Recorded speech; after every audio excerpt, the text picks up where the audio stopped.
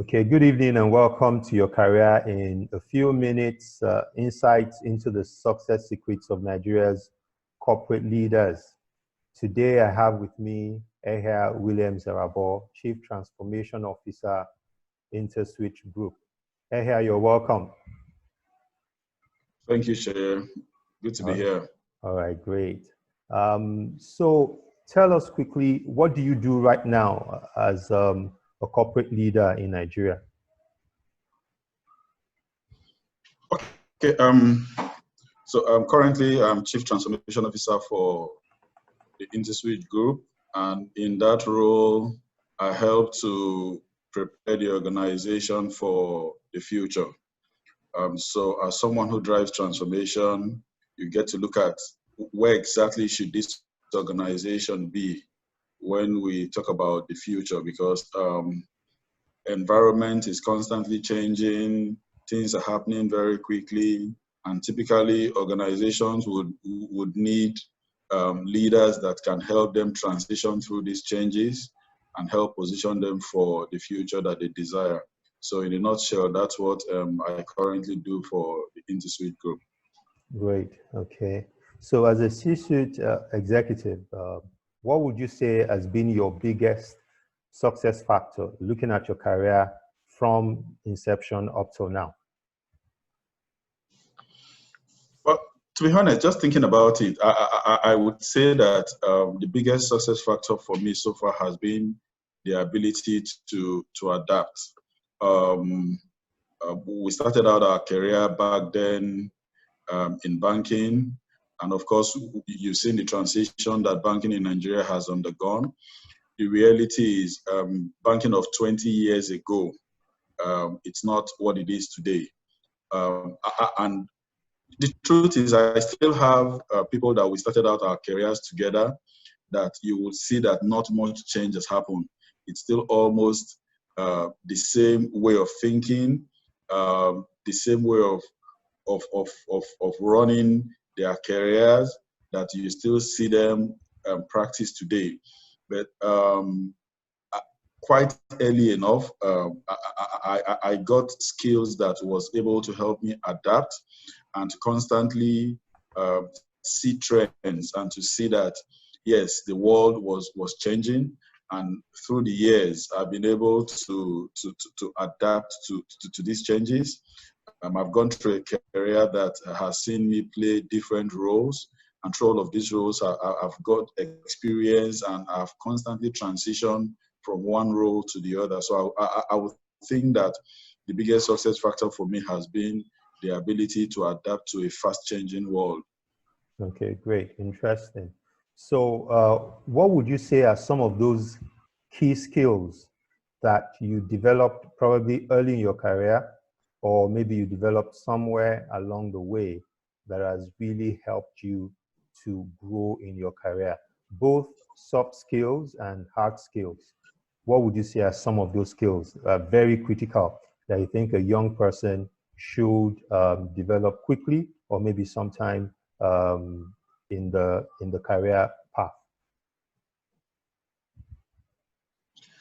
Okay, you're actually taking me back to the early days of my career, and I'm just having some.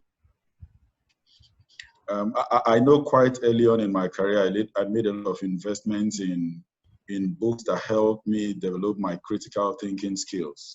Okay. I remember some of the books that I used to get then. I mean, books that when you literally read them, they are helping you to even criticize your own way of thinking. I did a lot of investments in my mind, i.e. Some of those books that I read early on, they helped me to objectively look at the way I think outside of myself, independent of the biases that I have, and ask those tough questions and also be able to answer those questions. So looking back now, I think that some of those things really helped to shape me early on in my career, because I still practice those things till today, where I'm able to think very critically about situations. I think that's one of the biggest, I think that's one of the biggest benefits that, one of the biggest benefits I have seen, one of the biggest impacts I have seen in my career. In terms of soft skills, I mean, there is this comment around 10 things that do not require talent. Okay. If you just Google 10 things that don't require talent, you will see it. Just basic things like your work ethics, just being on time, having a great attitude, and all of those things that really doesn't bother so much around talent.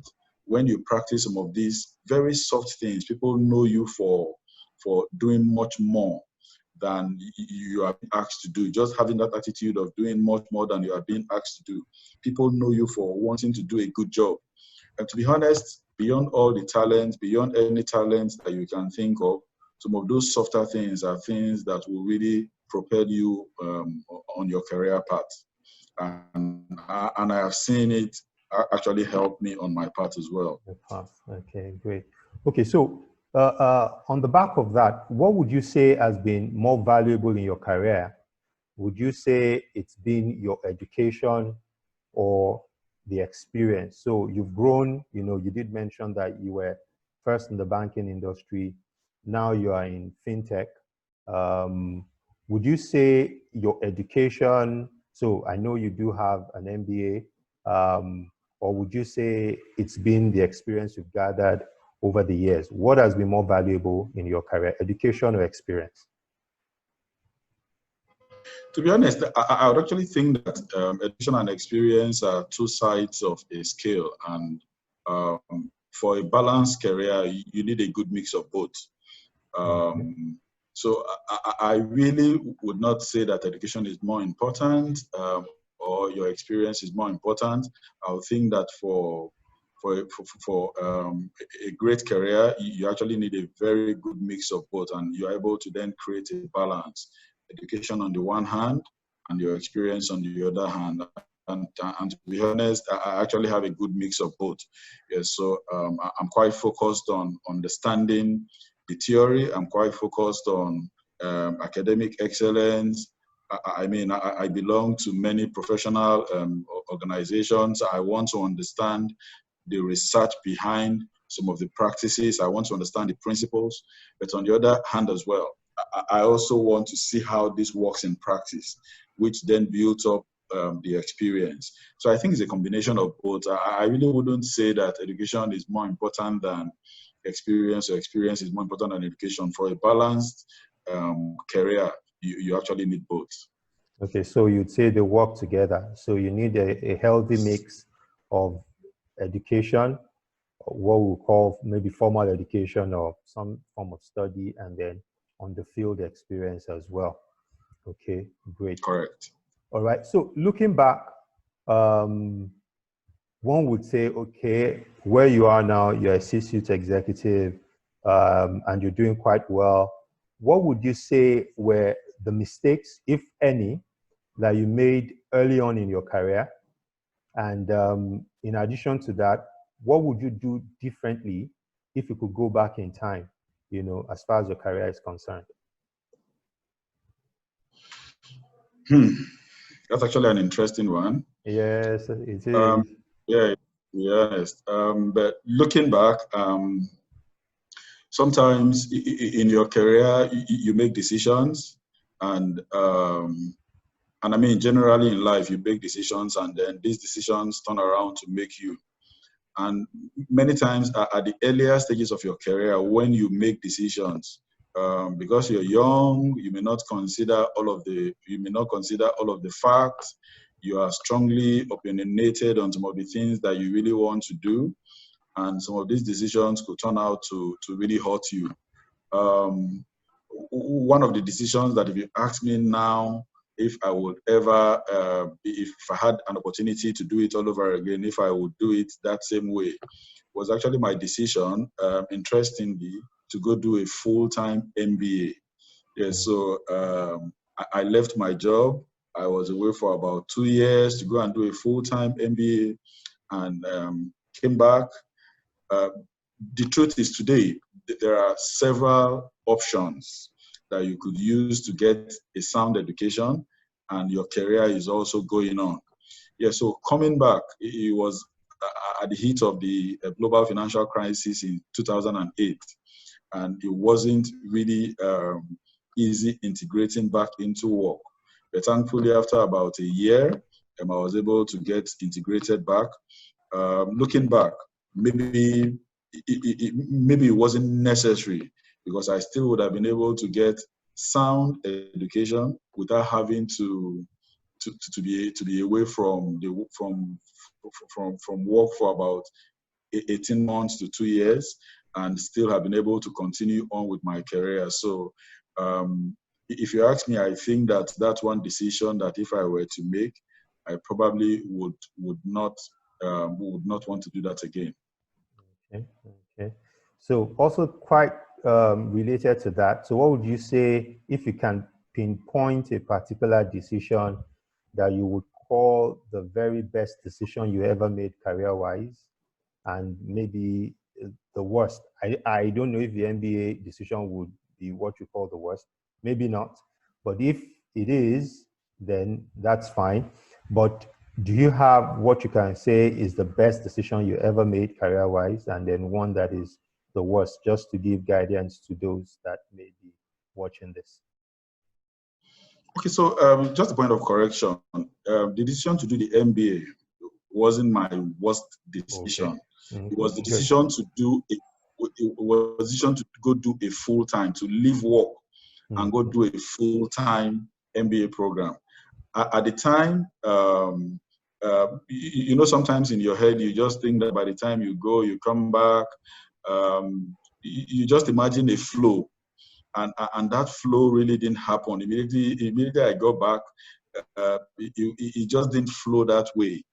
So there was almost like a 1-year gap where literally it was almost like you had to reintegrate yourself back into the corporate world. So that's what I'm saying. I probably will rethink going that approach of a full-time school program and leaving work. But having said that, I would actually think that one of the best decisions I made, or I've made so far, starting my career, was the decision on the kind of organizations that I want to work for. Yeah, so very early on in my career, I took a decision for the kind of companies I want to work for, and it has really helped me, because the truth is, sometimes we tend to underestimate the impact of the sort of companies and the sort of organizations that you work for, because as you get on along the way, you draw your brand, you draw your experience, you draw quite a number of things from the organizations that you associate with. Because organizations they are like living things that are associated with different kind of things. There are organizations that are associated with excellence. There are those that maybe not. There are those that are associated with a lot of, they're associated with the kind of things that you align with. And then there are those that are almost anti the kind of things that you believe. So very early on, I made up my mind. I set my values and I said, look, if I want to work for any organization, these are the kind of things that I would like to see. And to be honest, that has helped me. Has it been easy? No. I have had a lot of excellent, fantastic offers, money-wise, from organizations that I know that they don't align with my values. And I've turned them down. In fact, there are several organizations that, look, we've got to a point where I had to say, please, please, I am not keen about working with you. And they're saying, no, we want you to come. And I said, no, I'm not sure I want to work with you. But what has been the benefit of some of these things? It has helped me keep a very sane mind. Very sane mind. I enjoy what I do. I enjoy the companies that I work for. And I mean, it just helps me get on with my career. Okay, interesting. Though you've not gone to the worst decision, but I wanted to pick something from there.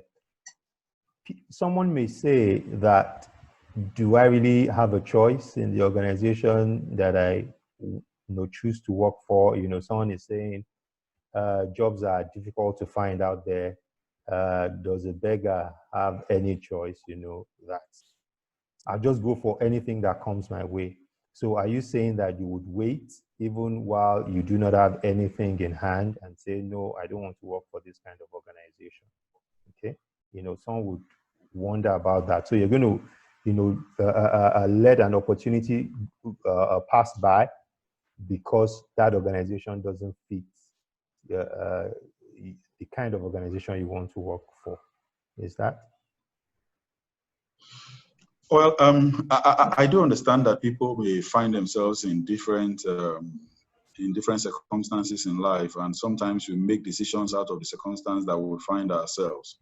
Yeah, so it's very likely you find people who are under pressure, and they then find themselves having to make choices that ordinarily they wouldn't have made in an ideal situation. I'm only sharing my experience, and I'm not saying that everybody has to do what I have done, but the reality is, and I mean, thank God for also helping me this far, that I've never got to that point where I am so pressured to take an offer from an organization that I know are against my values. Sometimes I also believe that where there is a will, there is a way. So I think it begins with making up your mind on what you want. And somehow, when you've made up your mind on what you want and you are focused on those things, there's the saying that whatever you focus on gets bigger. When you focus on some of those things, you will start seeing a lot more opportunities around the things that you have focused on. Yeah, so I think that's pretty much the sort of experience that I have had, where I've got a very limited space in terms of the kind of things that I'm focused on. I'm not setting my eyes on too many things. I'm not looking for just anything as far as my career is concerned. So I tend to focus on that limited space, and it gets bigger. I start looking out for what do I need to get in there. What skills are required? What problems are these organizations trying to solve? The kind of people who are in there, what skills do they have? People who are highly sought in these organizations, what exactly do they have?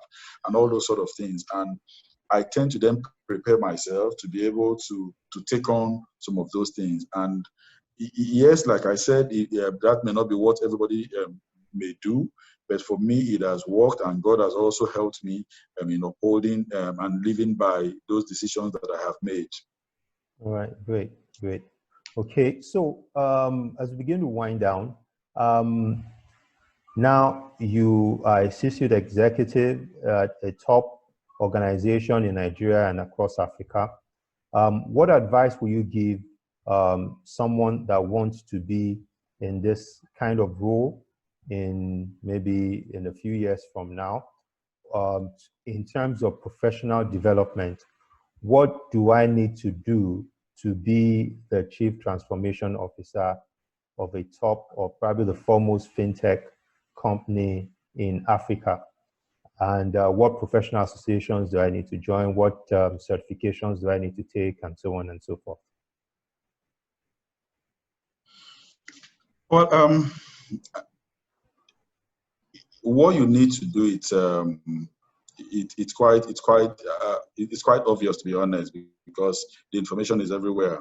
One of the things, for instance, I did earlier on in my career, if I see a particular role that I am aspiring to, all I need to do is to get the job description for that role. I get the sort of requirements to be on that role. And once I get that requirement, maybe I even add a bit more, and I start preparing myself. So typically, to be a Chief Transformation Officer for any top organization, your work, the major skill you bring on board, it's basically your mind and how you think, and your ability to be able to manage change within an organization, actually the people side of change. Because doing any work around transformation, yes, you may have an idea of where you want to take the organization to. The organizations are made up of people. So you need to be able to transition the people from where they are to where you would like them to be. You need to be able to think around the organizational processes, the way they do things. So it's a combination of both managing. You need strong skills in change management. You need excellent skills in being able to to critique, look at processes, and then look at how can you transform organizational processes and make them nimble. You need a lot of skills around digital transformation as well. And so, for instance, I come with a strong background in Lean Six Sigma. I come with a strong background in Lean Agile, helping organizations transform how they do things. I come with a strong background in digital transformation, understanding technology and how to make technology work for organizations. You can't do transformation successfully in these days and age. In this age without understanding technology and how to deploy technology, how to make technology work for organizations. So you would need some of those skills and how they work, strong skills in change management. How do you manage the change process for organizations? So typically, when you put all of these things together, you are then on your way to be able to handle such roles. Okay, great. So I'll just pick it up from there again. So what do you see as the future of FinTech in Nigeria and in Africa? And also particularly based on the times we're in now, COVID-19 pandemic, what is the future of work or future of FinTech in particular and future of your industry, the immediate future post-COVID-19 and also maybe the long-term future of FinTech in Africa? So I would assume that you've used the word FinTech quite loosely to represent all the things that technology can be used to do across different businesses. So FinTech specifically stands for financial technology. However, the bottom line is that the world that we live in today has fundamentally changed. Yes, so FinTech is just one of the use cases using technology to drive financial services.